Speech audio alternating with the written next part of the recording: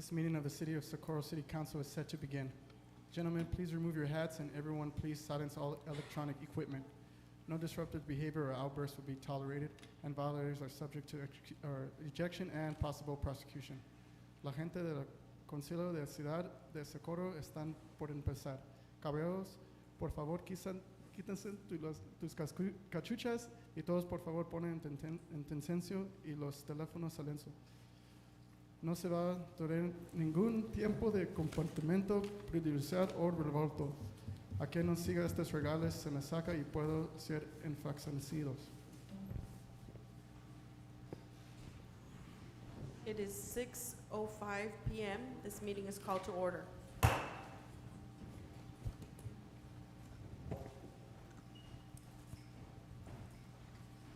Item number 2, Pledge of Allegiance and a moment of silence led by the students of Campestre Elementary and Socorro High School.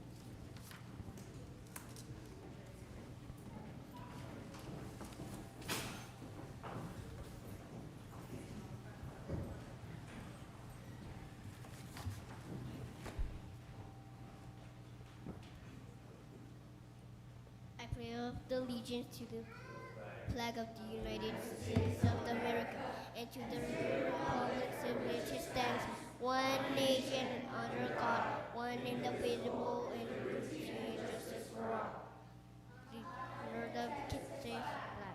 I pledge allegiance to the Texas, one state under God, one indivisible.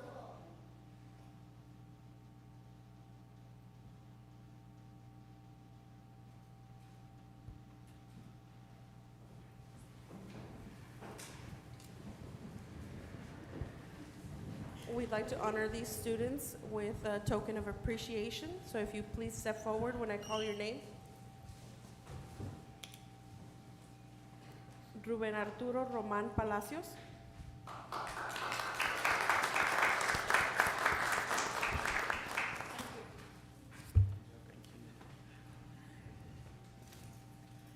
Alexia Román Palacios.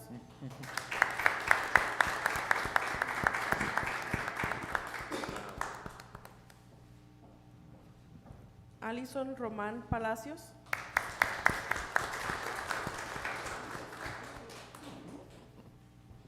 Mateo Aguilar.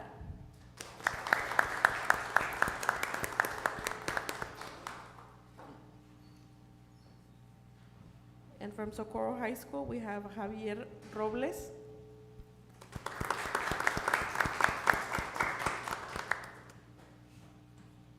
We'll have your token of appreciation tomorrow, if you'd like to come by our office.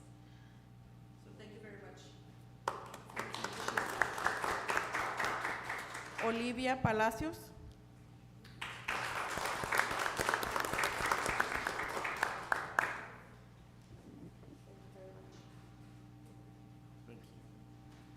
Mariela Arreola.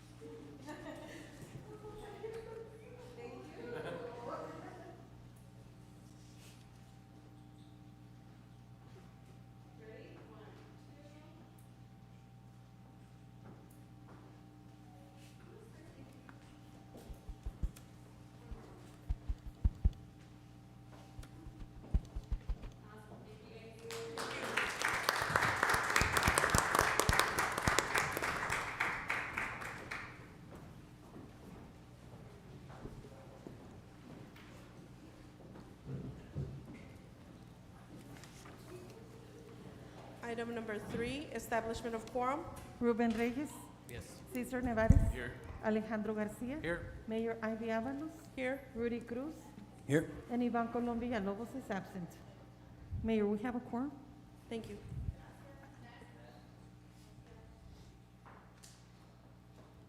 Moving on to public comment, item number 4. We have one speaker, Miriam Cruz. Ms. Cruz? My comment has a little bit to do with item number 24, but it's also just a general comment. In about a 1 mile radius near St. Peter and Paul or Little Hickle Tank and North Loop, there's already 4 traffic lights that are in that vicinity within the mile that are not synchronized. And so just as a general comment, I'd like to voice an opposition to an additional light at the Junction Road, at the Hueco Junction Road and Little Hickle Tanks Road. So it just doesn't seem like it's going to actually be beneficial to anyone, especially not to traffic. Thank you. Mayor, for the record, Mrs. Ivan Colom Villalobos arrived to the meeting at 6:11. Mayor, those were all our speakers. Thank you. Mayor, Mr. Garcia? I would like to move up item 21. Second?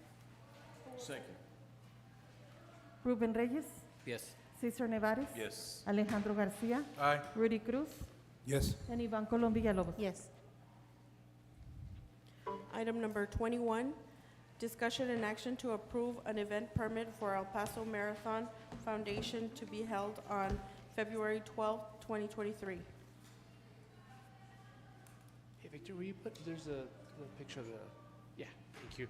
Mayor and Council, good evening. Carlos Gallinard with Planning and Zoning Department. This is once again the special event permit for the El Paso Marathon. As you all remember, there was a similar request made by the El Paso Marathon Foundation last year. And so Mr. Mike Coulter is here with us this evening. But again, I think the route is staying the same. It's part of your back package. The event would be taking place on February 12th of 2023. Mike, not sure if you want to say a few words? Just first of all, thank you for allowing us to present this and make this request.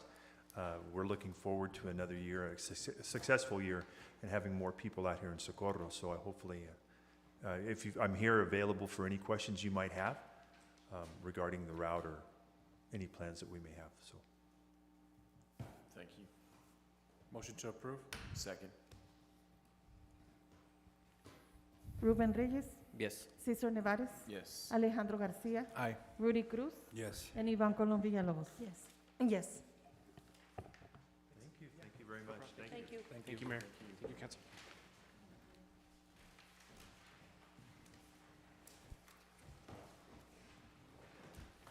Moving on to presentation. Item number 5, presentation on the City of Socorro Community Initiatives CSCI 2021 Annual Report. Good evening, Mayor and City Council. Angel Salcido from the Grants and Special Projects Department. I'm here to introduce the presentation of the City of Socorro Community Initiatives 2021 Annual Report. At this time, I'd like to call up our Executive Director, Ms. Stephanie Schilling, and our Board Chair, Ms. Claudia Garcia.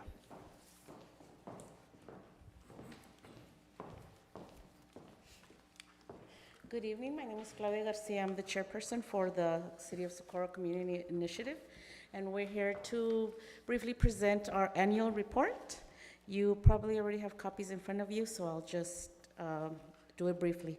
A reminder of our mission is to promote the dynamic quality of life through advancements in cultural heritage, community development, health, and wellness in Socorro.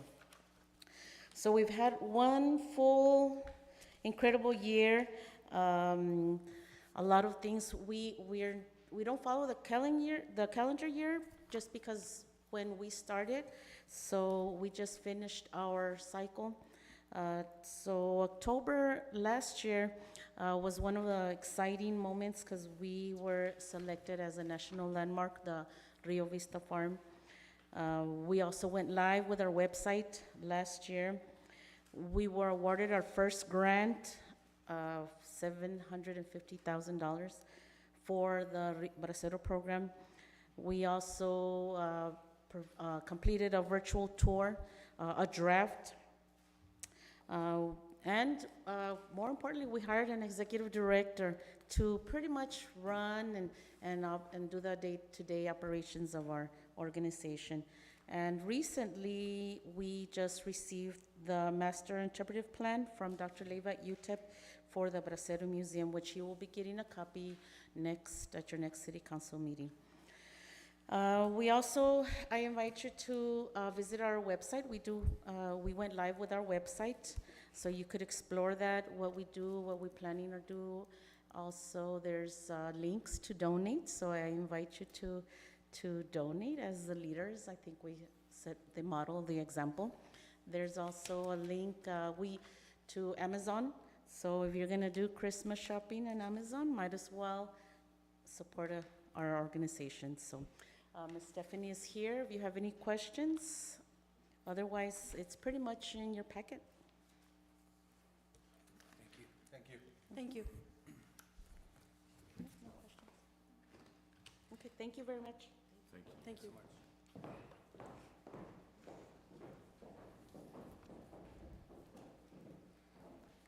Moving on to consent agenda. Do we have a motion? Motion to approve. Second.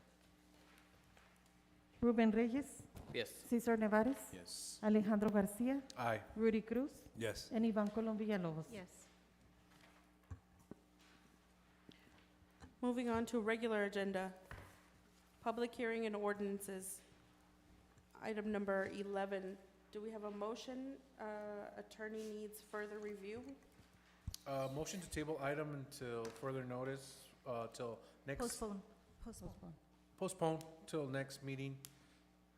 Second. Ruben Reyes, Yes. Cesar Nevares, Yes. Alejandro Garcia, Aye. Rudy Cruz, Yes. and Ivan Colom Villalobos. Yes.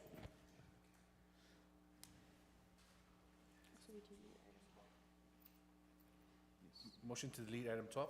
Second. Ruben Reyes, Yes. Cesar Nevares, Yes. Alejandro Garcia, Aye. Rudy Cruz, Yes. and Ivan Colom Villalobos. Yes. Moving on to Grants Department, item number 13.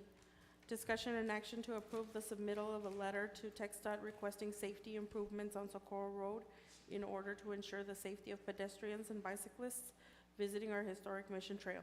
Motion to approve. Second. Good afternoon, Mayor and Council. Alejandra Valadez, City Development Director. We are bringing back this item from the last council meeting to provide a little bit of clarification on what this letter entails. So the Texas Department of Transportation administers the Highway Safety Improvement Program.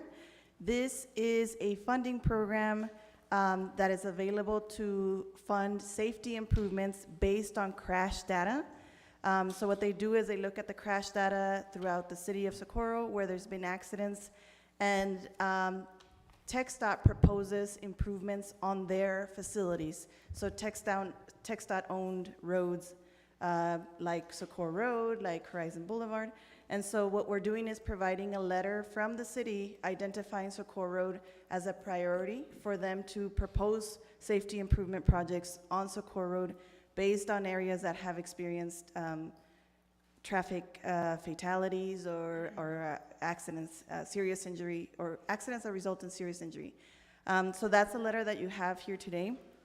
We did remove the word bicyclist improvements just because it's not very feasible whether such a project could go forward. So we focused on pedestrian improvements, and this letter lets TxDOT know that this is something that the community supports and would like to see.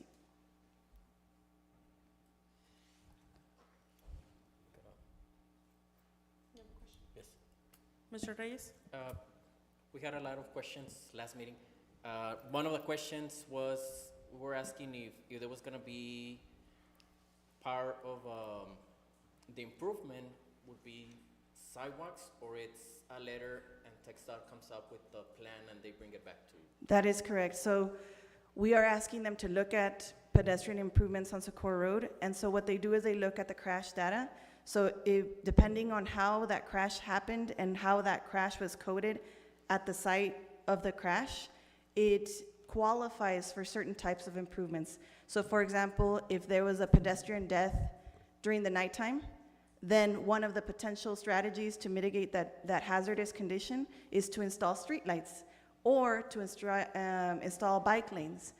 So it just depends on the type of crash, the time of day, all of that detailed data that is captured by our officers on site when there is a crash. That determines what type of improvements are made. So they'll go back to the crash data from 2020, 2021. They'll look at what type of crash it was, and then they'll come up with safety strategies based on what actually happened to address that type of hazardous condition. Thank you. Mhm. You have a question? Mr. Cruz? So has anyone from our office already spoken to TxDOT in reference to the letter? And the reason why I'm asking is because a while back TxDOT did present to this council. They did do a traffic study on Socorro Road, and they did identify areas of concern, mainly the historical corridor there where all of the businesses are at. They did find, and again, it happens at all hours of the night. They set up their cameras and stuff like that. There was some pedestrians struck, bicycle, people walking. There was also some motor vehicle accidents, which is why you'll see the decrease in the miles per hour down Socorro Road. But that was all TxDOT. That wasn't us. That was their doing. And if I'm not mistaken, they identified a crosswalk. And so I don't know if that's still coming, or are we sending this letter like to TxDOT, hurry up? No, so that's actually separate, and that is Okay. actually happening through other funding mechanisms. So Okay. what we're doing is requesting the prioritization of safety projects on Socorro Road through this funding source. So this is in addition to the crosswalk that was presented. And it is up to TxDOT to determine what improvements they're gonna make, but at least the local government is stating that they would like to see that prioritized. Okay, all right. Thank you. Ruben Reyes, Yes. Cesar Nevares, Yes. Alejandro Garcia, Aye. Rudy Cruz, Yes. and Ivan Colom Villalobos. Yes. Item number 14, discussion and action to approve the proposed updates to the spending framework for the City of Socorro's allocation under the Coronavirus Local Fiscal Recovery Fund, CLFRF, approved in the American Rescue Plan Act, ARPA. Do we have a motion? Motion to open for discussion? Second. Good afternoon, Mayor and Council. We are requesting your approval. Vote for open for discussion? Yeah, we'll discuss it, and then you can make the final motion. Final change, sorry. Go ahead. So again, we're bringing you back this project. For this project, there is no increase or decrease in the total project amount, but we have done our due diligence and requested quotes for the items that you see in the detailed budget, and so that's what you're seeing here. The updated detailed budget that you have now reflects our research and going back and getting quotes in order to bring support services for micro businesses and small businesses at the Chayo Apodaca Community Center, and hopefully start providing some technical assistance, workshops, training, all of that there. Motion to approve? Second. Ruben Reyes, Yes. Cesar Nevares, Yes. Alejandro Garcia, Aye. Rudy Cruz, Yes. and Ivan Colom Villalobos. Yes. Item number 15, discussion and action to approve the Strategic Alliance Memorandum with Small Business Administration, El Paso District Office, and the City of Socorro for the purpose of meeting the needs of the small business community in the City of Socorro. Motion to approve? Second. Good evening once again, Mayor and City Council. So I'm here to discuss the Strategic Alliance Memorandum. If approved, the City of Socorro would enter into a mutual understanding and working relationship with the United States Small Business Administration in order to help start, maintain, and expand small businesses here in the city. The main mission of the SBA is to aid, counsel, and assist and protect the interests of the small businesses here in Socorro. Cooperation under the SAM will commence upon the signing of both parties and will continue for a period of 2 years from the date of signature unless otherwise terminated by one or both parties. I want to stress that this does not authorize the expenditure of any funds, nor does it should be interpreted as creating any binding legal obligations between the parties, and it doesn't limit either party from participating in similar activities or arrangements with other entities. I'm open for any questions if you have any. Mr. Cruz? So the memorandum with the SBA is just to provide small business technical support, training, and all that, or what exactly is it that we're setting this up for? So we've been working with the SBA for a few months now. This would essentially just make the relationship we've had official. And essentially what it'd be is they would serve as a resource, so information, any support they have for small businesses. One main thing that they will be doing is they would be promoting their events through our website and vice versa. Our events would be promoted through their website. They would be available to any of our small businesses for any advice in regards to financial, starting a business, anything that they need. Any other questions? Ruben Reyes, Yes. Cesar Nevares, Yes. Alejandro Garcia, Aye. Rudy Cruz, Yes. and Ivan Colom Villalobos. Yes. Thank you. Thank you. Moving on to recreational centers, item number 16, discussion and action to approve an agreement between McDowell Preservative LLC agreement for professional consulting services and the City of Socorro to update the Historical Landmark Commission guidelines in the amount of $22,000. Motion approved, discussion? Second. Good evening, Mayor and Council. Here on the call today, we have two representatives from McDowell, Steph McDowell, as well as Jennifer Beggs. Before I use the proposal to go ahead and get our guidelines in the historical district upgraded in order for us to go ahead and be better suited to conduct business in 2022. Believe it or not, our current guidelines are severely outdated from the 90s. They haven't been updated since then. So things such as solar panels, which are a newer convenience, really don't have any justification in our guidelines and are having a lot of trouble for our homeowners to go ahead and get things of that nature within compliance in our district. So Steph, who's on the call and can provide a little bit more context on her firm, also submitted us a presentation, which I'm happy to share with you in a little bit. But the bulk of it is us getting Socorro to a level where we can go ahead and not only develop the mission trail, but also do it within compliance with our own guidelines to account for things such as LED signage, to do also bus shelters on the mission trail, and things of that nature that we want to see, but currently within our own guidelines are not prepared for. So Steph, I'm going to show the proposal you sent. Give me 1 second while I get to the computer.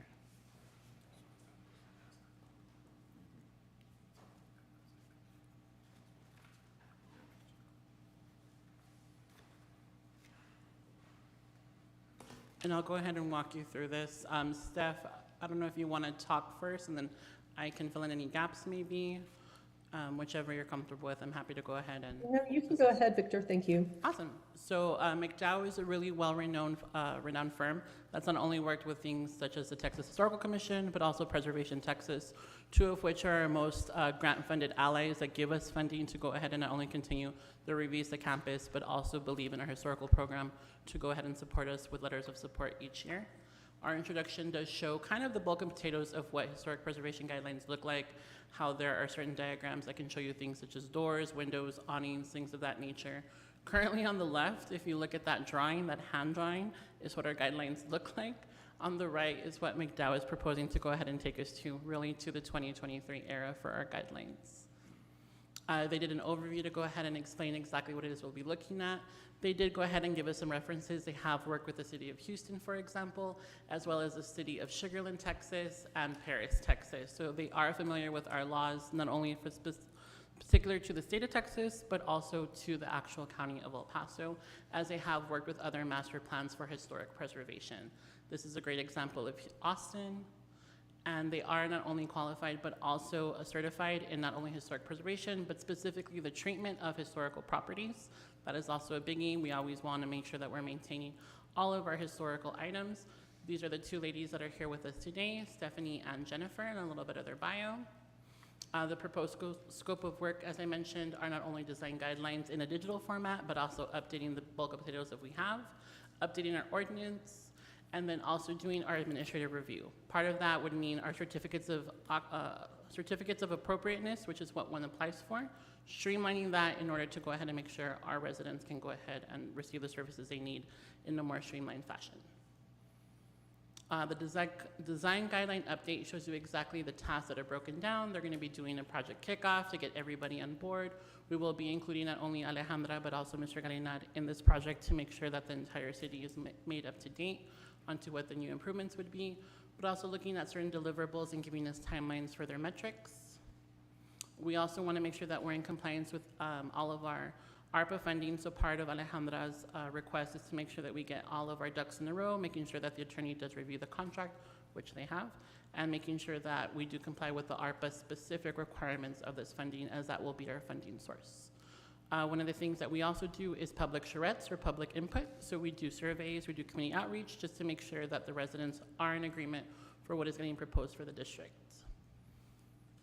They also do, as I mentioned, community meetings, which will be done here in Socorro. We've done also virtual, we've also done in person, so they have experience with both. And the historical preservation staff will be a part of the overall process. This is their project and schedule.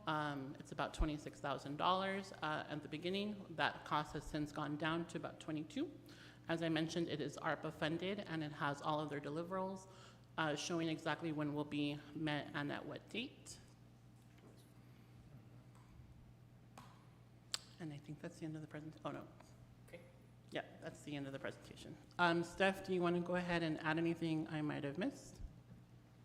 Sure. So since we submitted that proposal for all three of those services, we have completed the ordinance update project with Victor providing the example language for an updated historic preservation ordinance. We're currently contracted to do the design guidelines update. And the third thing that you see in the proposal that Victor just referenced that we do not have on the table just yet is administrative review, which is a separate scope of work where we look at all of the different kinds of certificate of appropriateness applications that you've received for the past several years and recommend which ones, what kind of projects, minor projects the city might wish to have reviewed by staff only, as opposed to having that going to the Historic Commission. Excuse me. So it's really typical for historic preservation commissions today to not review things, really minor projects, because those can be handled by staff if they meet certain requirements. It's faster for the property owner, and it does reduce the burden on staff tremendously because of the time required to produce staff reports for the commission meetings. So we're not, like I said, we're not currently contracted to do the administrative review yet, but that is something that the city could take advantage of if we wanted to later. Our contract that you're seeing today is for $22,000, and that's for the design guidelines update. Design guidelines are a way to illustrate what a historic preservation ordinance means and how it can be interpreted for different kinds of buildings. So for example, your ordinance requirements need to be broad enough to apply to commercial buildings, residential buildings, buildings of different ages, different architectural styles, and it can be difficult for your commissioners and even staff, as well as property owners, to understand how to apply those very broadly written ordinance requirements to their particular property.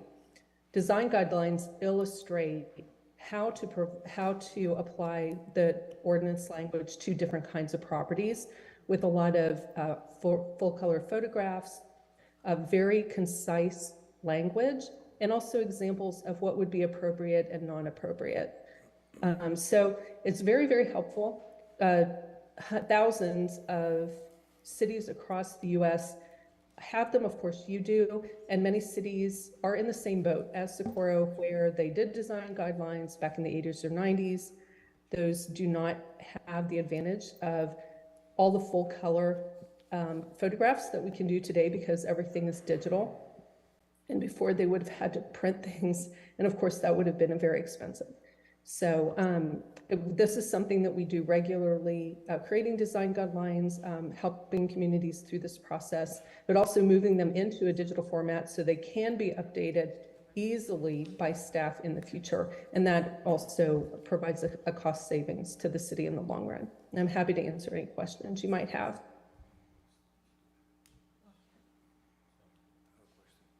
Mr. Cruz?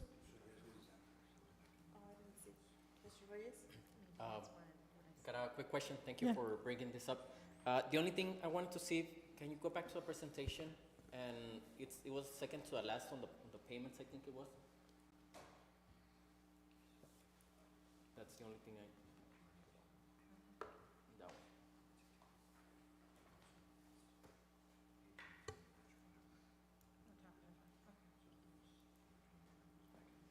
Thank you.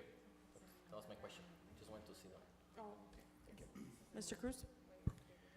Have representatives of McDowell visited our city? No, we haven't paid for them to come down to see our city in person, but Steph did go ahead and search our city online to do some research, and she also looked at what we currently have. Well, the reason I bring it up is because I didn't see the breakdown in the consulting services, and I feel, and I don't know how the rest of the council feel, because we are a unique city, and we do house one of the oldest active missions in the entire state of Texas. Once we identify the committee members and stakeholders, I feel that it would be important for a representative to fly down here, meet the committee in person, to have the kickoff meeting. But again, I want to hear from McDowell and see what their experiences have been with other municipalities or other entities who have acquired their services for preservation purposes.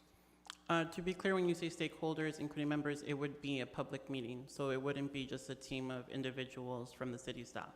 They would work with city staff to be the actual partners on the project, but it wouldn't be like actual constituents leading this project. We would invite them to do a public charrette, which is where we get their opinion on the matter, but they wouldn't be the ones actually making the decision for the city, if that makes sense. Right, understood. And the reason why I would like to invite them to the city is because I would like them to see with their own eyes firsthand, because we can send all the photographs in the world we want, color, black and white, whatever you want. But I think that it's important for these type of consulting services, especially when, and I know they're being paid out of ARPA funds, I get it. But I'd like them to come down here and get the full experience as well, in order for them to come back and give us a good product. So yeah, that's part of their agreement, is they would actually come in person. Not everything would be done virtually. Okay, all right. No, Victor, you actually decided that we would attend virtually, and that's in our scope. Then our scope says that the city will make all the presentations at this community meetings and will attend virtually. Oh, okay. So that you're not looking at the most up-to-date proposal. Oh, I can certainly show that on my screen if you would like. You know, I did able it, so can you share it to show that one? Yeah, absolutely. Sure, let me just open that up really quickly. Yeah. And get to the right page, and then I'll share. Is that still an option that we can request stuff for you guys to come Yeah, down in absolutely. Yeah, that's fine. Yeah, let me just walk you through really quickly. I'm just trying to get to this. Okay. So you should now be able to see my screen where it says a proposed scope of work. Is that visible to you? No. Oh, there it is. Sorry, it was loading. Can you see that now? Yes. Okay, so this is just for the design guidelines only. We have a project kickoff meeting. Everything is planned to be virtual in this scope of work, which is the contract that we did just execute with the city. But of course, if you want us to come to Socorro, I mean, we'd be more than happy to come. That's fine. We'll just need to update the scope of work and budget accordingly. So this will start with a project kickoff meeting. We're hoping to do that next week if we can get the paperwork executed with Ms. Valadez in time to do that. And that's during that, we'll of course go over the project plan and schedule, our outreach plan for the community. We'll provide initial text for the project web page and a project web page update plan. And I will tell you, we can do this either way. So we have worked with cities where we are leading the meetings, and we've also worked with cities like the city of Sugar Land, where the staff led all the meetings. We had some virtual meetings that we attended, like we're doing right now, where we made presentations, but we did not go there in person. And then sometimes it's split, and we'll have a few meetings or one meeting where we're in person and the rest we do virtually. So we can do whatever you want, and however you want to handle that. I'm out in West Texas probably 3 or 4 times a year working in Brewster County. So it's really not a big deal to hop on a plane in Houston and fly out to you all. So the first community meeting is just where we introduce the project and talk about what design guidelines are and explain that. For this project, you're not talking about introducing new rules necessarily as much as codifying or explaining the rules that you already have been using. So it's not a situation like we have sometimes where we are asked to, for example, create quantitative measurable standards that might limit the size of an addition or new construction. So that makes it a lot simpler for the community also. And after the community meeting, of course, we'll do a report for you. We'll provide the PowerPoint presentation and any materials and digital files that might be needed for handouts, etc. Then we'll go away and we'll make a draft of the design guidelines. This is going to consist of first moving your existing design guidelines into a digital format, and then getting the additional information that Victor was talking about solar panels and LED lights and things like that, and adding all of that. Then we'll also be identifying the photographs that we need. We had originally proposed that we could come out and take those photographs ourselves. We are happy to have those provided to you, and that was the selection that Victor made. That does save a lot of money for the city. And it's really easy for staff to do. I mean, there's really no reason for you to have us do it unless you just really want to. So we'll provide a very specific list of photographs that we're looking for to illustrate the guidelines.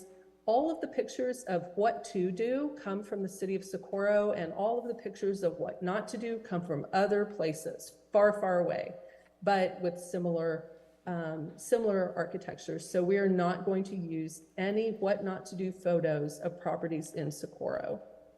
We'll have a couple rounds of internal review and revisions, and then we're going to publish, you're going to publish that draft for the public to look at. And during the time when that public comment period is open, we'll have a second meeting where we'll be able to give people a couple weeks to look at it. Then we'll have the meeting, walk through the design guidelines and explain what's in them, how to use the document, etc. Ask people to look at it and provide feedback.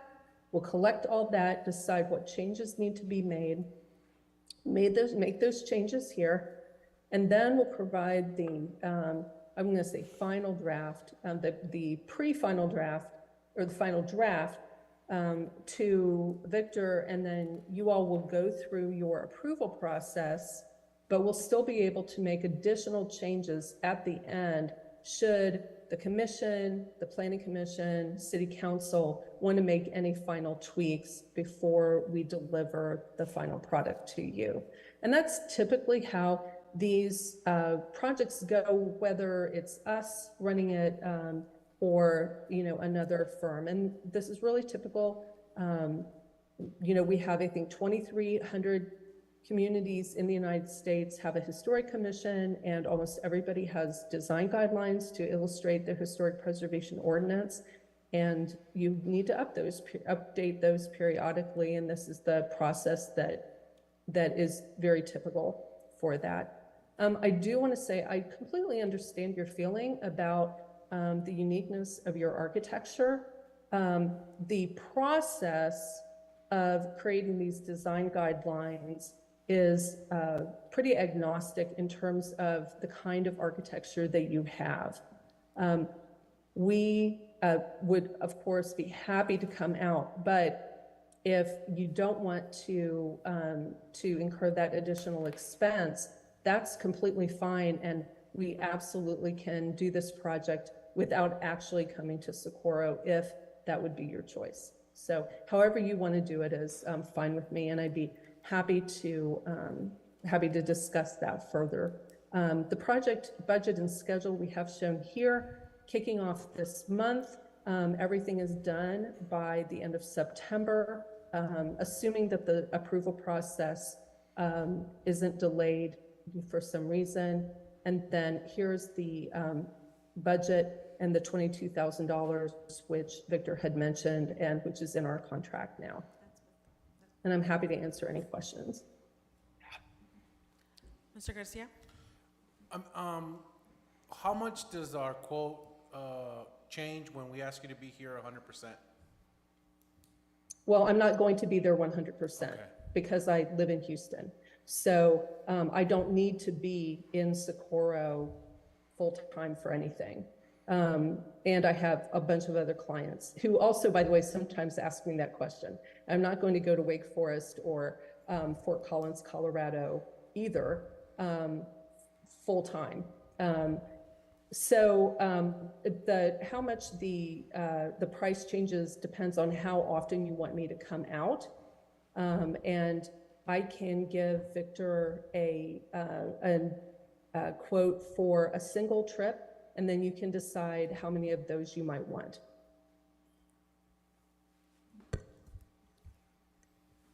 Mr. Olarte? Mayor, can I request that we postpone this item so I can meet with them and decide what route we want to choose, and then we'll come back with a updated quote and schedule. All right. May I have the floor? Mr. Cruz? Okay, so I'd like to approve this item right now. I'd like to make a motion to approve the item. I believe if we want to go back and explore a one-time trip, that can come later, and then this council can also vote on that as well at a later date and time. But I'd like to go ahead and move forward with this motion here because it's been, 20-some years since we haven't revised this. So I'd like to put a motion on the table right now to go ahead and move forward with item number 16 as is. Second. Ruben Reyes? Yes. Cesar Nevares? Yes. Alejandro Garcia? No. Rudy Cruz? Yes. And Ivan Colom Villalobos? Yes.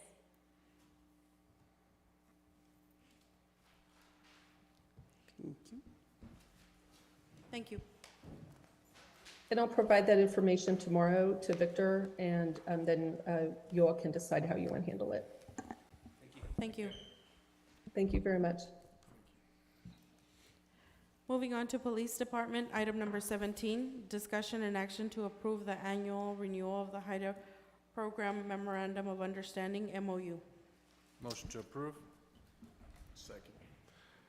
Mayor, City Council, Socorro Police Department is requesting your approval to renew the HIDA, high-intensity drug trafficking areas memorandum of understanding to provide a task force officer to better assist us with transnational crime and drug-related incidents that are occurring or potentially have the ability to occur, excuse me, in our jurisdiction. This is a non-match grant. It is funded with the office's salary, overtime, vehicle, fuel, and fringe. So the police department's requesting that you will renew our MOU with HIDA. Any other questions? Ruben Reyes? Yes. Cesar Nevares? Yes. Alejandro Garcia? Aye. Rudy Cruz? Yes. And Ivan Colom Villalobos? Yes. Thank you. Thank you. Moving on to Planning and Zoning Department, item number 18, discussion and action on repealing previous City Council Ordinance 544 that amended Chapter 46 zoning, Article 4, District Regulations, Division 5, High Density Residential District, Section 46-291, permitted uses when required of the City of Socorro Municipal Code. Motion to approve for discussion?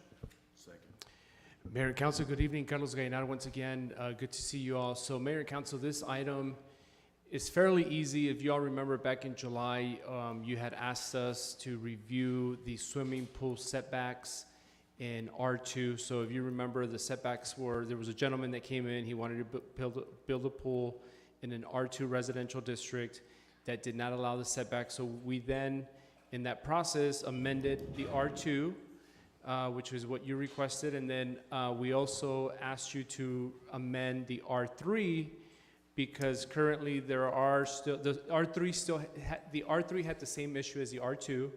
And so in amending the R2, we asked that you also amend the R3.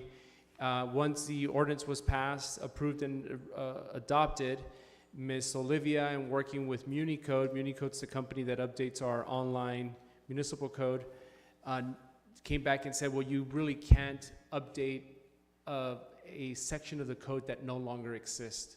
So even though we still have R3 zoning districts, right? There's still R3 properties that are still entitled based on those regulations. We no longer have the R3 within our municipal code, and so therefore we're not able to amend things that are not in the Muni Code, such as the R3. And so what this does is, because you did reviewed it, approved it, and adopted it, we now have to bring it back to you to repeal that ordinance that you approved and adopted back in July. And so that is the item that's in front of you, and happy to answer any questions. I hope I made it as simple as possible. Ms. Villalobos? So we're taking it back? Is Yes, that what we're doing? that's exactly what you're doing. You're taking it back because you can't amend a portion of the code that no longer exists, right? So I had asked you to also, along with R2, also because it's still in conflict, also amend R3, but the R3 is no longer in our municipal code. Okay, so, and we did this in two phases, right? We did first the R2s, and then we came back and did the R3s, but it was not necessary to do the R3s, correct? Yes, ma'am. So there was two different ordinances, one for R2, one for R3. So, and this is just to take back the R3 because we didn't need to move forward with anything? Well, you still needed to move forward, but you can't amend a section of the code that's no longer there. The R3, so if you go on our Muni Code today, there's no more R3s, right? The city council way back, several years back, did away with the R3. And so we can't amend a section of the code that's no longer there, even though there are still R3 properties. So we might still run into the issue of the R2 when somebody might come back and say, hey, well, the setbacks are still off. Well, they are, but we can't amend them. So if somebody comes as an R3 wanting to put a pole, do the setbacks, are they gonna be okay or they're not gonna be allowed? So they should be okay, right? I can't answer the question, but Right. they're gonna have to abide by the 5-foot setback as opposed to the 10-foot setback. Gotcha. Yes, ma'am. Okay, I Okay. see what you mean. All right, thank you. No problem. Any other questions? Motion to approve? Second. Ruben Reyes, Yes. Cesar Nevares, Yes. Alejandro Garcia, Aye. Rudy Cruz, Yes. and Ivan Colom Villalobos. Yes. Item number 19, discussion and action to approve Resolution 724, approving a preliminary plat for Socorro Logistics Commercial Number 1, being a portion of Track 13A, 13A 2B, and all of Tracks 14A and 14F, Block 5, Socorro Grant, Socorro, Texas. Motion to approve for discussion? Second. Mayor and Council, Carlos Gaynor once again for the record. So this is a preliminary plat, part of the Socorro Logistics project. This is if you all remember, the ones that you've been seeing in the past are Socorro Logistics Industrial. This is commercial. So this is a plat that is a commercial plat for commercial retail. As part of the backup information, again, the zoning is ICMUD. It's about 8.4 acres in size. The address is on Nuevo Hueco Tanks and Inglewood, so it's on the other side of North Loop. The future land use map has this as light industrial, currently vacant. The proposed land use is for retail, and the preliminary plat shows 6 commercial lots and 1 public street and 1 private pond. Staff and P&Z are both recommending approval. The PNC reviewed this back in November of 2022. Here's the location map, so I'll give you a little bit of a better idea. Next slide, please. So if you, yeah, no problem.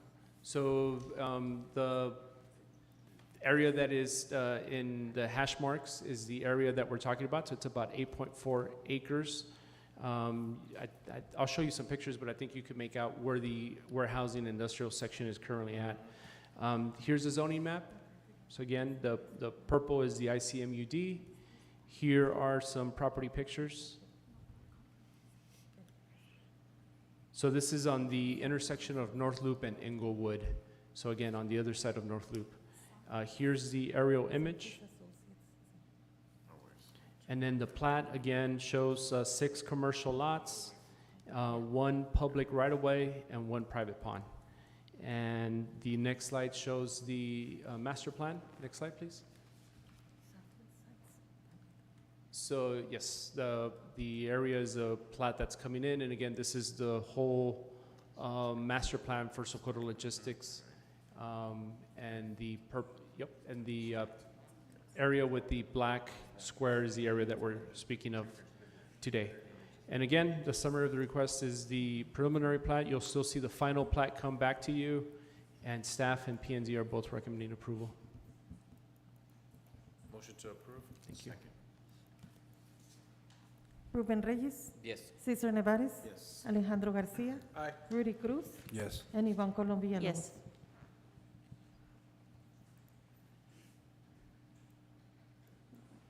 Item number 20, discussion and action to approve Resolution 725, approving a final plat for Socorro Logistics Center Number 2, being a portion of Tract 8, 9, 10A, and 11C, and a portion of Tracts 10A1 and 11C1, Block 5, Socorro Grant, Socorro, Texas. Motion to approve for discussion. Second. Mayor and Council, once again, Carlos Gallinar. So this is another plat. This is a final plat for the Socorro Logistics Center Unit 2, which you have seen in the past. Again, part of the same master plan. Zoning is ICMUD. This one is slightly larger than the previous one at 60.74 acres. This one is on Nuevo Hueco Tanks Road. Future land use map, light industrial, vacant currently, and then warehousing logistics is the proposed land use. The final plat, which is the same as the preliminary plat, shows 2 lots, 1 public street, and then as part of the background for you all, the preliminary plat was approved by this body back in August 18th of 2022. And P&Z staff are both recommending approval. So again, here's the location map. This is on the opposite side of North Loop and, on Nuevo Hueco Tanks. Here's the zoning map. And then the property pictures that were provided by the applicant. This shows the current construction currently going on. And next slide shows a similar picture. And here's the aerial image, which looks different today, but this is the best we could do with Google. And then here's the plat. So the plat again shows 2 lots, 1 public right-of-way. And then just to give you an idea, the next slide shows the master plan, similar slide, but it's this area that we're talking about. And with that, happy to answer any questions. Again, staff and P&Z are both recommending approval, and this is the final plat for the Socorro Logistics Center Number 2. Motion to approve. Second. Ruben Reyes, Yes. Cesar Nevares, Yes. Alejandro Garcia, Aye. Rudy Cruz, Yes. and Ivan Colom Villalobos. Yes. Thank you, Mayor. Thank you, Council. Thank you. Thank you. Moving on to City Manager, item number 22, Discussion and action to award RFQ 22-13 for Comprehensive Plan Consulting Services Review Committee recommends approval of Matrix Design Group, Inc., and also authorize city manager or her designee to negotiate agreement. Motion to approve for discussion? Second. Good evening, Mayor and Council. During our budget and capital workshop, we did approve to update our comprehensive plan.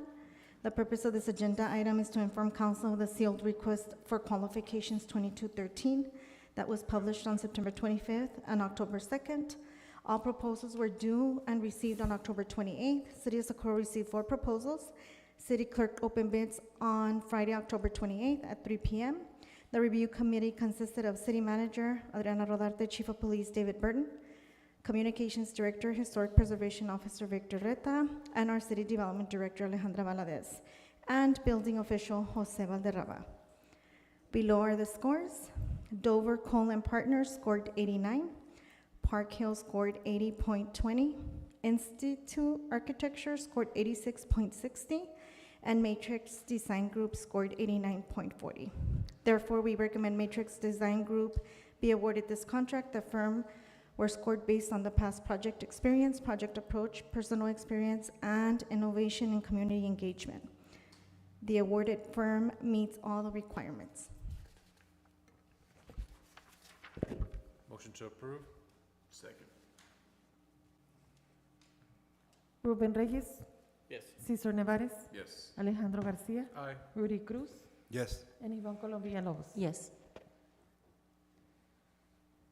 Item number 23, discussion and action to award solicitation number 22-14 to Horizon Construction for Rio Vista Drive and Bovey Bridge Replacement Projects, TxDOT CSJs 0924-06-423, etc., project number BR 2021-135, etc., in the amount of $2,746,332.69, and authorize city manager or her designee to sign contract or reject bid and go out for bid again. Motion to approve for discussion? Second. Good evening, Mayor and Council. If you recall, the first bid was rejected, and we went out to bid because we only had one bid proposal. The city received 2 bids for the solicitation of 2214 on Tuesday, November 15th for Rio Vista and Bovey Bridge.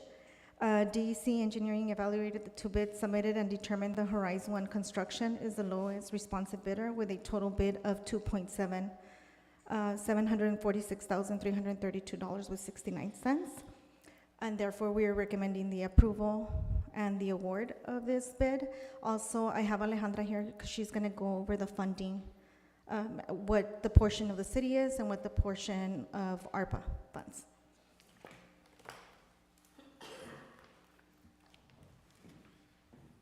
Good afternoon, Mayor and Council. So if you look in your backup there under Horizon Construction, you do see the breakdown between the base bids.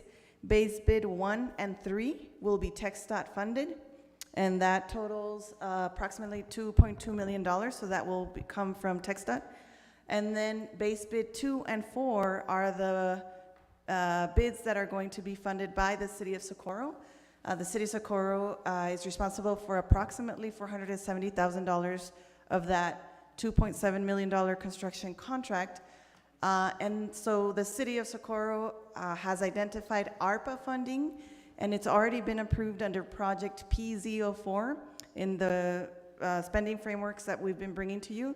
And so that funding is going to be used for eligible items for water, utility relocation items, and some of the canal lining. And that total is $216,000 approximately. And the rest, which is $254,000, will be funded through our CO19 fund, and so that's how the city will pay for its portion of those 2 base bids.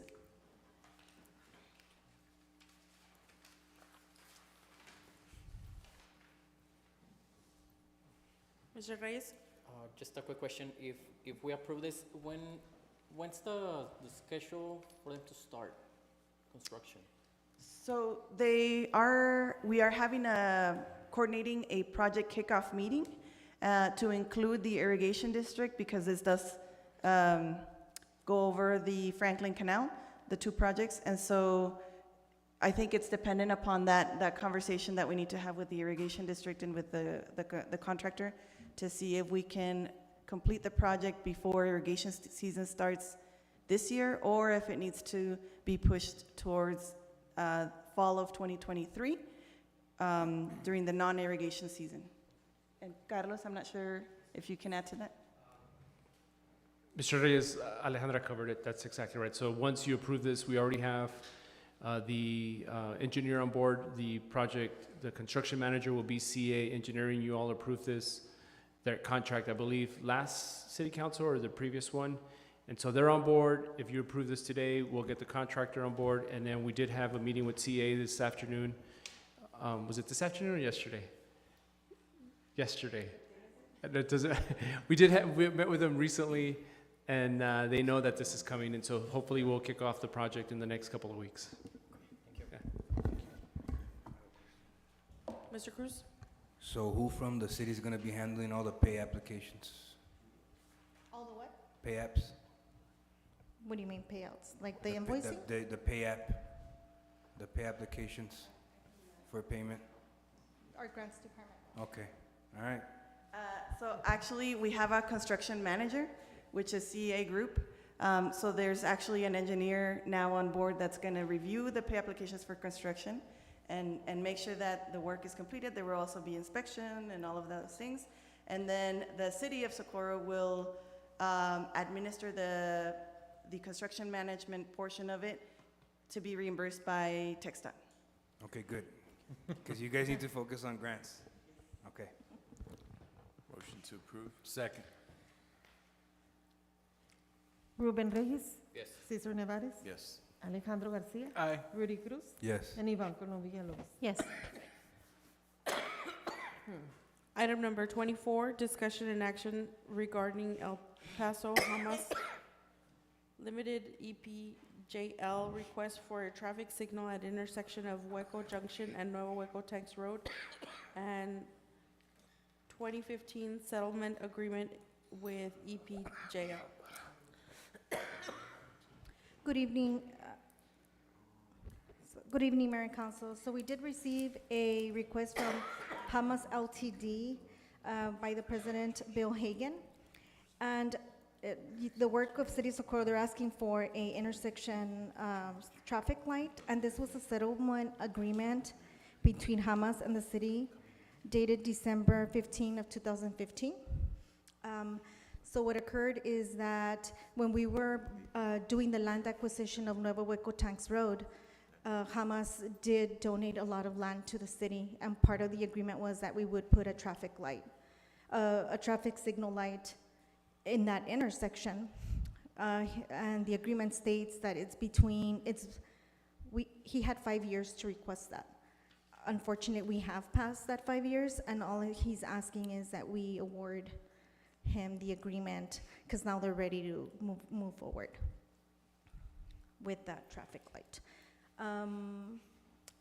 Gallinar does have a slide to show exactly what they're proposing and what TEA. We do agree that if we do move forward, we would need an engineer and a traffic study to see if it does meet the qualification of a traffic signal light there.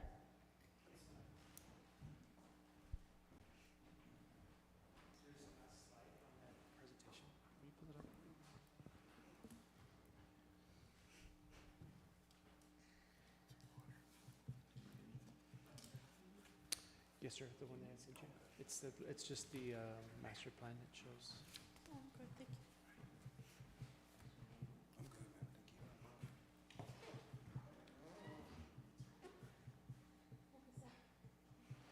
Thank you.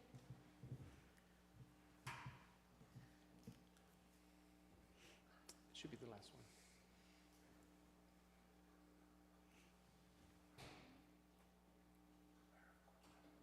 Yeah, there we go. So Mayor and Council, once again, Carlos Gainat, as Mr. Duarte mentioned, Mr. Hagan did submit a request for an additional traffic light. Independent, I think, of however you choose to vote here tonight, and perhaps with some input from council, What I wanted to show you is just that this is currently the existing road, Nuevo Waco Tanks, and it shows the master plan as proposed. And then you'll see that it'll look familiar because you've approved many of these subdivision plats that have come in.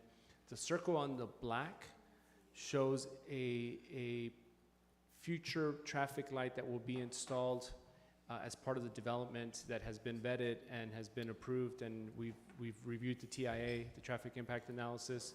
The circle on the red is the one that Mr. Hagan is requesting that the city help financially contribute to the expense. And so just wanted to show you that there will be a traffic light coming there soon, and then that if you choose to engage with Mr. Hagan and his group for an additional one, that would be something that I think I would recommend that we still study, right? So he's asking for one. We may be able to contribute financially. That's your decision.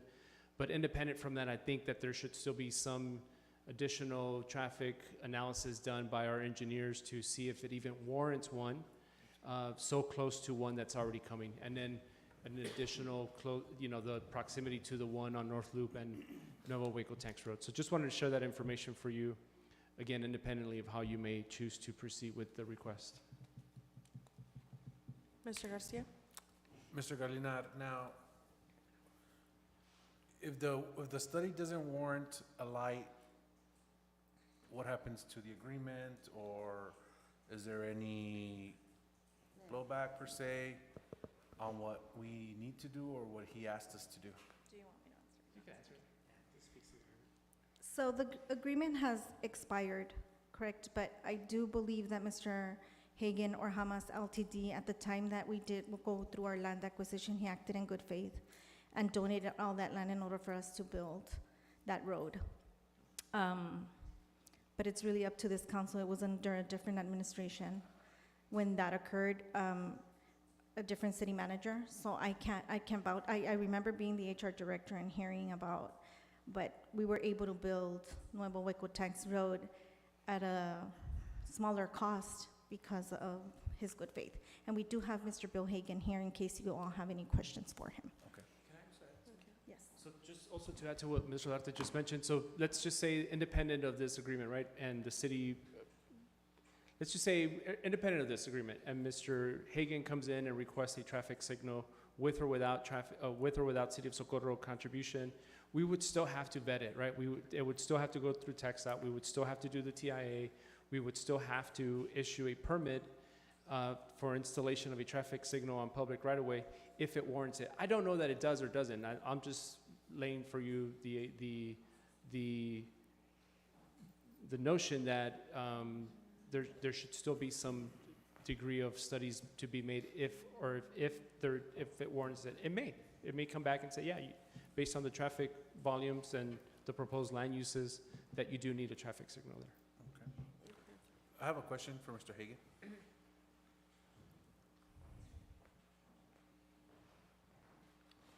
Good evening, Mayor and Council. My name is Bill Hagan. I am with El Paso Hamas.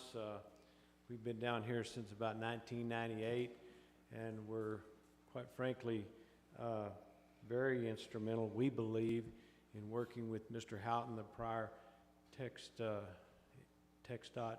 chairman, to facilitate and expedite that particular road. It was a many-year project by this not this council, but your predecessors in bringing that to bear. We worked with the realignment. The original road was supposed to go down Old Waco Tanks. It had that name.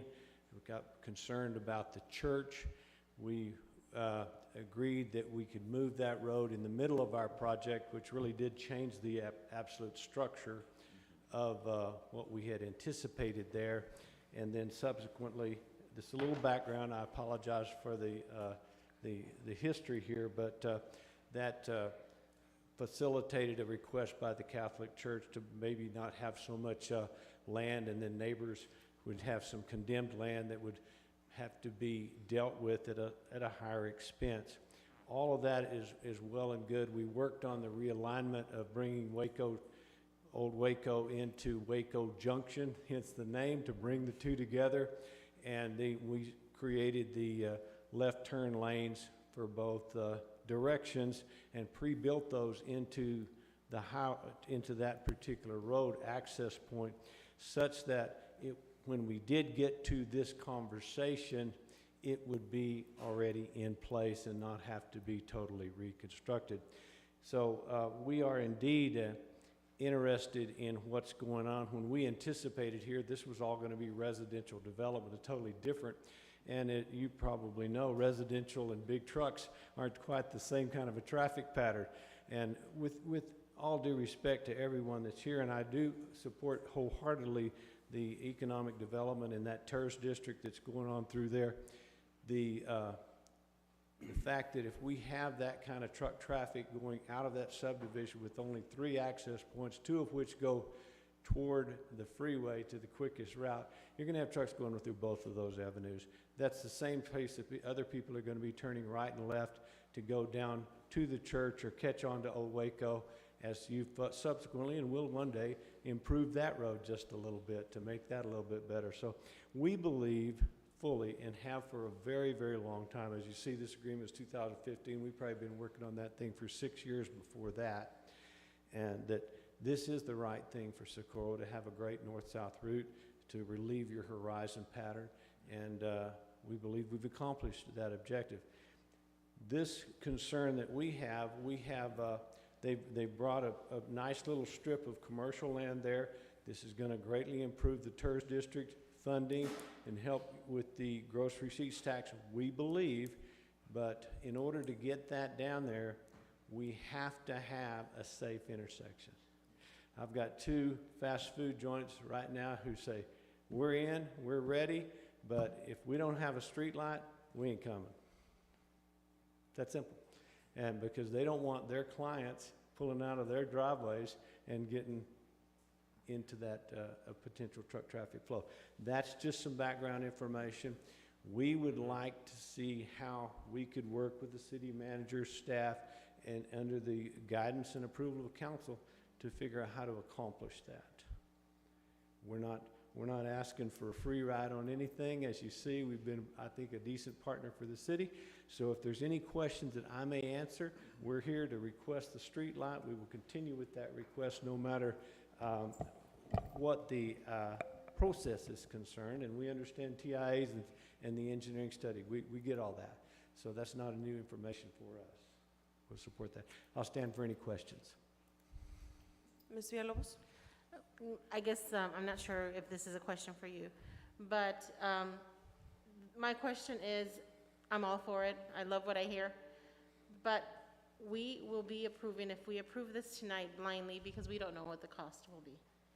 We still have studies to do, and how much will the light cost? And as much as I want to cooperate as a councilwoman and as somebody that lives here, we do have constituents that will come back and say, why are you approving something blindly? You don't even know how much it's going to cost us, because that's how they feel. And I would like to have those numbers before we approve this. Mayor. Mr. Cruz? I think the safest thing to vote on tonight is, the original agreement said we're going to give Socorro the land so that they can build this road down here as long as we put a stoplight intersection, correct? Was that the original agreement? Correct. That we're being held to from 7 years ago? Correct. So I think we can still honor the agreement and not necessarily vote on an actual number tonight for that traffic light, because we don't know what it's going to cost. But at the same time, we don't know what traffic's going to look like once that logistics center is built. But what I'd like to see, honestly, is I'd like to see those 2 restaurants come in. That way we can make a better decision as to where to locate, for the actual location of that stoplight. Does that seem fair to you, Mr. Hagan, or how do you see it?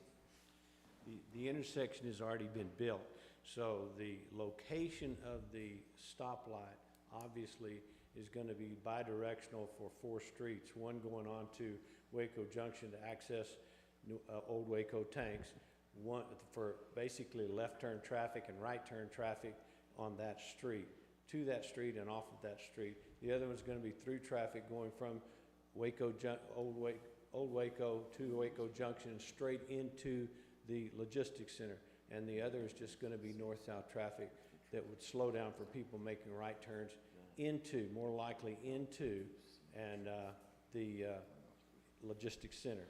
So the corners are all set. You can know exactly where those poles are gonna be stood and how much they're gonna span across that road. There's no question about that. It's just whether or not, I think the city manager, city planner brought it out, it's where the timing is right now.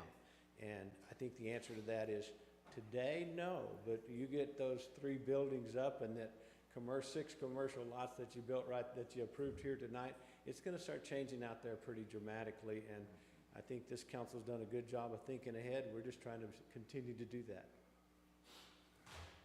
Ms. Villalobos? How about not necessarily a traffic light, but maybe 4 stop signs? Will that work? Ma'am, I believe that would be, that's a solution looking for a problem. Because you at least with the stop lights, with my experience, it would be better to have a synchronized stoplight where certain amounts could go on through and a dedicated left turner so that those people who happen to be coming off the freeway and down Old Waco and by the church would have a safe path to get there. And so I would not really encourage you in that area, but it would work. So what was written in the original agreement? One light, 2 lights? Just the one traffic in that intersection. If I can kind of jump in here, I can kind of shed some light on Sullivan agreement. We reviewed it prior to city council meeting tonight. To answer a couple questions from both council members, so the agreement was in 2015 for 5 years, but actually there was an ability to extend it for another 5 years. If they sent like a letter, it was that easy a request, it would have extended to 2025. And on the question of the costs, it said that they could construct the light and the city was obligated to reimburse them 30% of the cost, and the total cost was not to exceed $108,000. So had they exercised it, the city would have been obligated to pay about $32,000, $33,000, but that they wouldn't have to come back and ask the city for permission to build it, even if another light was built. So hopefully that answers a couple questions you guys have. But, Mr. Garcia? sorry, so they did donate land in good faith which saved money, and it wasn't our council, it was prior council. So when they're asking for safety as a return, I don't see where we can see that wrong, because they're asking for safety in return, and they just gave us land to build Nuevo Waco tanks. And that's where I'm at, because if it wasn't for that land, we wouldn't have that road we have right now. So they gave us land, and they're asking for a light. It's a big difference where they did give us the land to actually have the road and another artery that we direly need here in Socorro.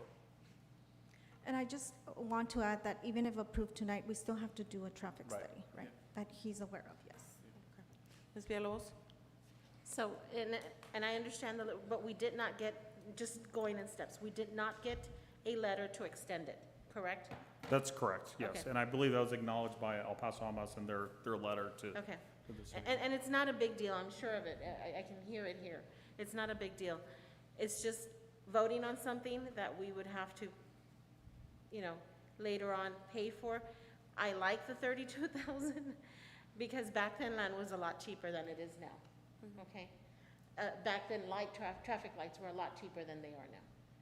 So we need to, I personally, if this is something that can come back to the next meeting with, how much it's gonna cost to do the study, how long it's gonna take to do the study, and bring it back, I would think it would be the wiser thing than just to say yes, or agree to an amount, or agree to an amount that it can't go Well, over. I think the amount has already been set in the agreement. The 30, yeah, I Right. agree with that That amount. not to exceed of 108. Mhm. If that's the cost, the 32 would be the max of 30% of 108. Alrighty. Mr. Reyes? We're gonna need this sooner or later, so I wanna make a motion to approve item 24. Second. Ruben Reyes, Yes. Cesar Nevares, Yes. Alejandro Garcia, Aye. Rudy Cruz, Yes. and Ivan Colom Villalobos. Yes.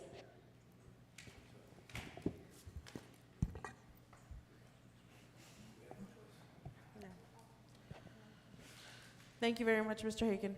Thank you, sir. Thank you. Thank you.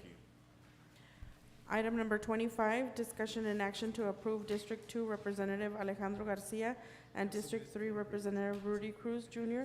to travel for the 88th Legislative Session, January 9th, 2023 through January 11th, 2023. Good evening, Mayor and Council. So this travel is for the opening day of legislation and the swearing-in ceremony of the new officials. This is an opportunity to introduce and interact with key committee members and will help us in getting started our legislative priorities, which consist of water and wastewater, expansion of municipal powers, solid waste, historical preservation, and potential funding. Motion to approve. Second. Ruben Reyes, Yes. Cesar Nevares, Yes. Alejandro Garcia, Aye. Rudy Cruz, and Ivan Colom Villalobos. Yes. Moving on to Mayor and Council, item number 26, discussion and action to approve on hosting the Region 4 TML meeting in Socorro, Texas, January 2023, with a budget of $10,000. Motion to approve for discussion? Second. As a member of the Texas Municipal League, the governing body, you must become familiar with a variety of important topics. These types of conferences give elected officials an opportunity to a better understanding of their role and on the governing team and increase their knowledge of the fundamental critical issues and challenges of other governing bodies. At the last TML meeting, we were selected to have have the new meeting for TML here in Socorro, Texas. It's a big deal because we rarely have these meetings which unites Region 4. Most of the people here in El Paso County do not attend. Last meeting we attended, as well as San Elizario and Vinton, but the rest of El Paso County did not. So, up for discussion. Ms. Villalobos? So I know that I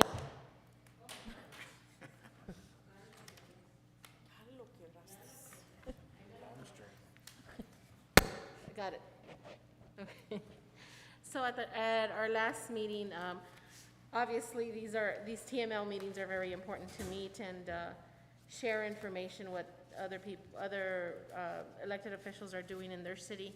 A lot of those things do apply to us, and we've learned from them. Most of you have been there to these meetings, and it was, you know, the West Side. That's what we call it, right? The West Side's time to. It was our turn, in other words, on this side. So I know I talked to Mayor about inviting everybody in the county that's a mayor, that's council. Hopefully they will show up. We've done this before in the past. It was very successful. And did we find a venue yet, or we're gonna work on it? No, we're working on finding a venue. Okay, based on the approval of this. Well, we can't until this item. Right, exactly, okay. Right. That was my other thing. I wanted to know if we had already looked at possibilities. But hopefully you guys will approve it. Thank you. Mr. Garcia? My only question is it a hard 10,000 per se? And I know,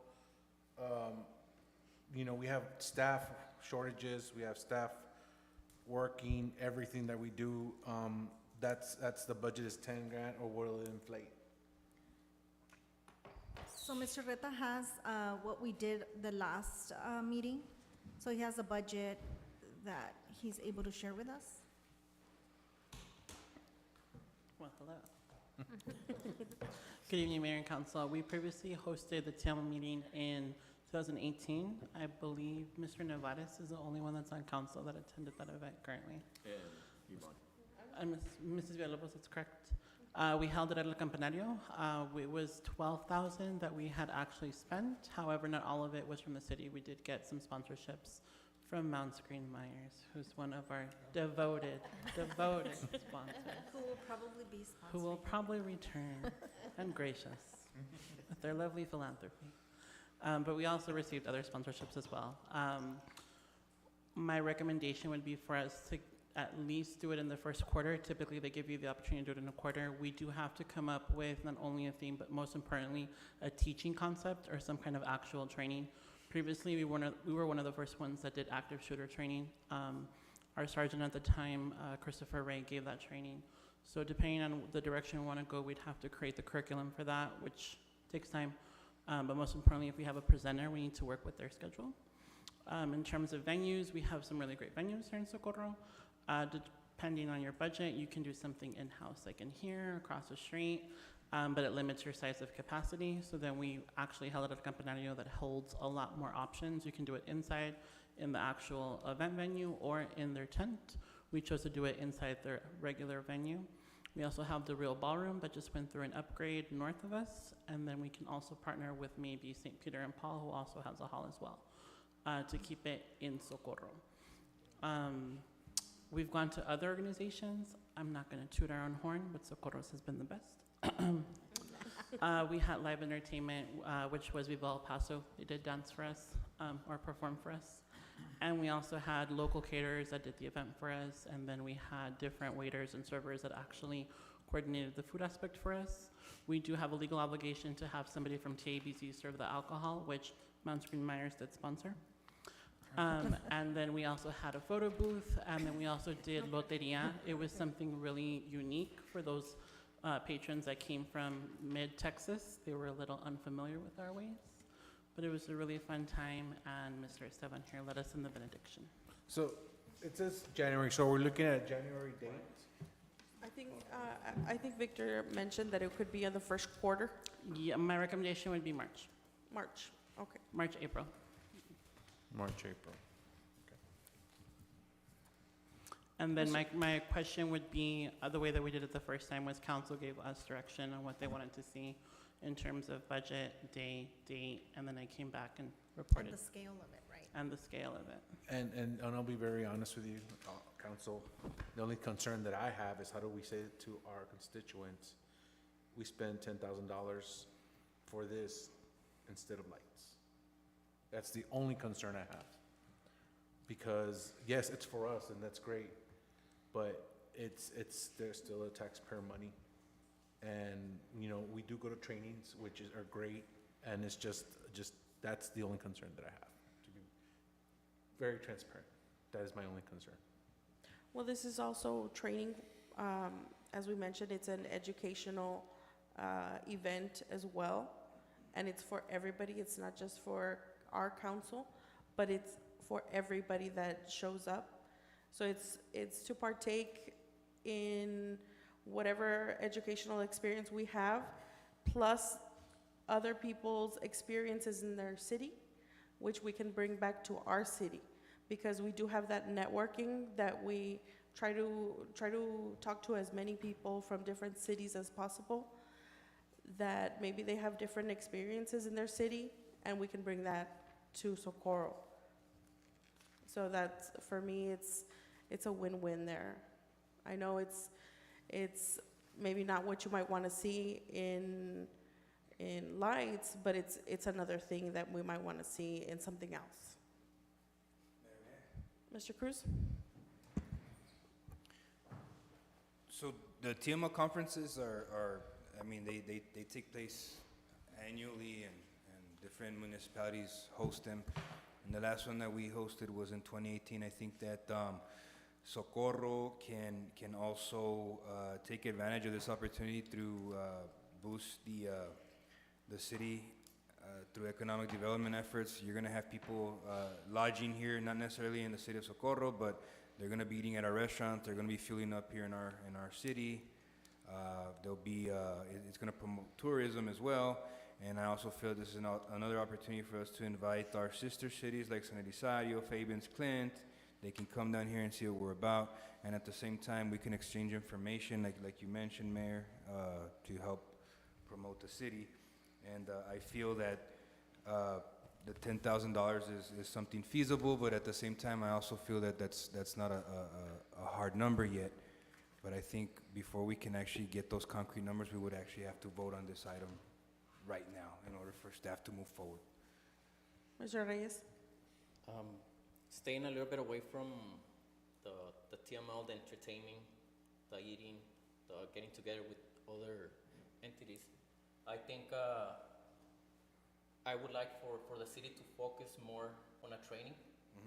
So whoever comes over, they get something back, not just, oh yeah, we went to Socorro and they did this and we enjoyed it and there was folklorico or mariachis, but for them to say, you know what, we went to Socorro and they provide a really good training. And I think the bottom line on this type of, what do you call events, it's for training. Go and train and tell the rest of the cities, you know what, we're doing so much and it's working for Socorro, you guys should try it in your city. And for them to say, you know what, we're doing all this, maybe Socorro can try it and they'll succeed. Mr. Garcia? I got two requests. Hopefully we stay local, if this were to pass, catering and everything else. But, Mr. Reta, your training that you had this year, I can't remember the date, but I came to that one, I think I was off. It was the active shooter with With the FBI? with the officer. FBI? The FBI, but it's with the information. So it was more of the. The PAO training? That was very impressive.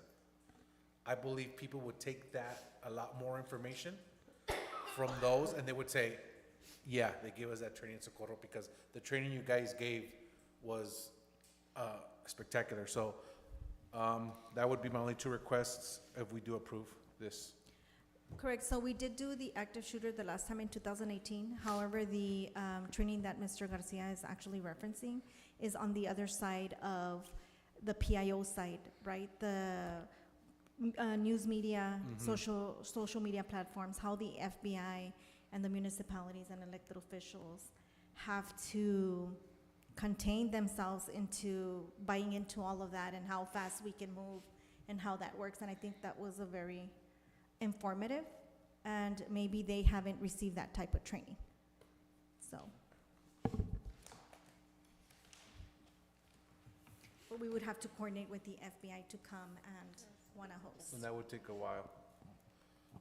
I guess also look at some of the trainings that TNL has provided recently, and we may not want to, mimic the same. Let's do a different type of training also. I'd like to make a motion to approve this item right now. Second. Ruben Reyes? Yes. Cesar Nevares? Yes. Alejandro Garcia? Aye. Rudy Cruz? Yes. And Ivan Colom Villalobos. Yes. Do we have a motion to delete items 27, 28, and 29? Motion to delete items 27 through 29? Second. Ruben Reyes? Yes. Cesar Nevares? Yes. Alejandro Garcia? Aye. Rudy Cruz? Yes. And Ivan Colom Villalobos. Yes. Do we have a motion to adjourn? Motion to adjourn. Second. Ruben Reyes? Yes. Cesar Nevares? Yes. Alejandro Garcia? Aye. Rudy Cruz? Yes. And Ivan Colom Villalobos. Yes. Meeting adjourns at 7:38 PM. Goodbye. Good night.